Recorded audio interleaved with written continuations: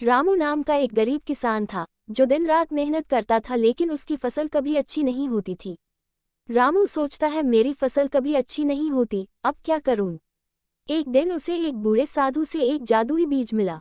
साधु ने कहा, इसे प्रेम और सच्चाई से उगाना, ये तुम्हारे जीवन को बदल देगा। रामू ने बीज को बोया और कुछ ही दिनों में उसकी फसल सुनहरी और विशाल हो गई। रामू बोला, ये बीज सच में चमत्कारी है। पूरा गांव आश्चर्य में था।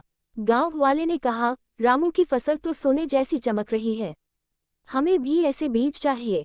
रामू की पत्नी ने रामू से कहा, ये तो चमत्कार हो गया।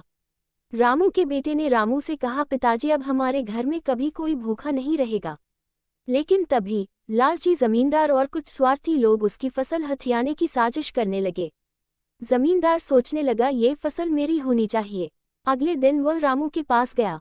उसने रामू से कहा, ये फसल मुझे बेच दो, वरना अंजाम बुरा होगा। रामू उससे डरा नहीं और उसने फसल बेचने से मना कर दिया। रामू को समझ आया कि जादू सिर्फ मेहनत और ईमानदारी से फलता फूलता है। उसने अपनी फसल से पूरे गांव की मदद की और उसका जीवन खुशहाल हो गया।